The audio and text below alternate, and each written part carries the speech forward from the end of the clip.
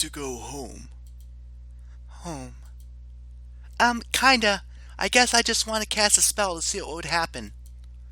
Suchan told me that if I ever felt like that, I should ask her first and go with it. So I did. And since she didn't warn me about anything, I figured it was just like any other spell. I think it's normal, Mako-chan. Whether it's humans or spirits, everyone wants a place they can call their own. A place where they're accepted for who they are. Isn't that right, Elder-sama? But you accept me for who I am, don't you, Takani? I would certainly feel sad if everyone ended up rejecting me simply because of who I am. Surely not all spirits are good at heart, but perhaps we have been too quick in labeling them all evil. For a moment, I saw the elder's eyes wander sideways towards the room Narumi and Machiko had moved to, and his gaze softened. Unfortunately, some of us have suffered quite a lot at the hands of spirits. It would take time for people to come to terms with those feelings, Takahiro-kun. Meanwhile, in a room off to the side of the main room, the guard lieutenant was watching over the older fox spirit, as she seemed to be in the grips of a minor panic attack. No, this can't be true. I'm from this world. This world. I belong here, don't I? Maybe you should sit down, or lay back or something. I can get you a pillow if you'd like, or... No, you cannot possibly understand. You cannot know what it's like to have everything you knew, your whole life, just pulled out from under you completely. Actually, I do. What do you mean? It was a while ago now. I was just a kid, maybe 5 years old. There was an incident involving other spirits. I don't know exactly what happened, but there was a big fire, and my parents got trapped inside. They never made it out. So yeah, don't tell me I don't know what it is to have your whole life torn apart. I'm sorry, I did not know. I could not have known. That almost makes it worse. You should know. You should know exactly what it did to me, how it made me feel. Pardon? I don't know what you're talking about. Narumi, was it? Narutan. What? That's what you used to call me, Chi-chan. You used to call me Narutan. We used to play together almost every day, and that's how you should know. I was with you when the incident happened, and you don't even remember. The girl collapsed onto one knee, clutching her head.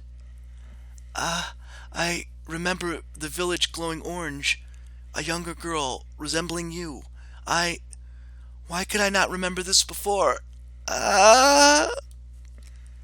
Makiko?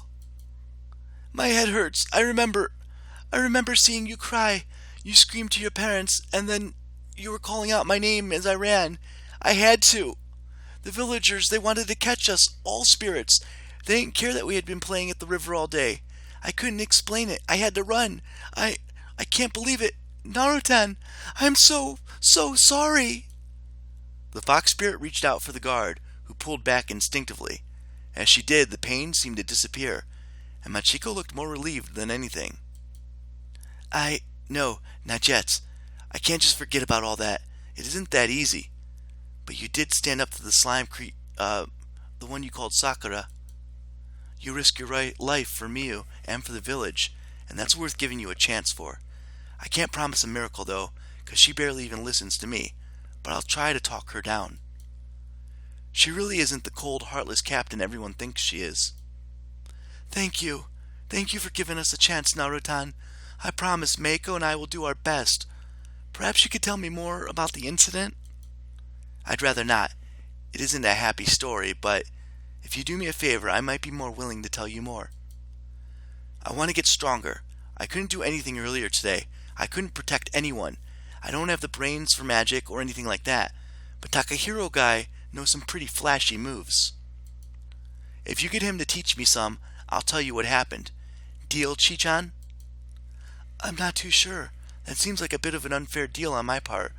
Perhaps you could just sweeten it for me? Just a little? Always the charmer, huh? Alright, how about this? I'll tell you something about when we were younger, like when we used to play together in the woods near the village. There's a little stream there that we used to fish in. Sometimes you would sneak into the village with me, and we'd play pranks on the shop owners, knocking on doors and running away. Silly kid stuff. You'd even show me your magic, your illusion abilities. But you said you didn't like doing it that much, because it made Meiko cry.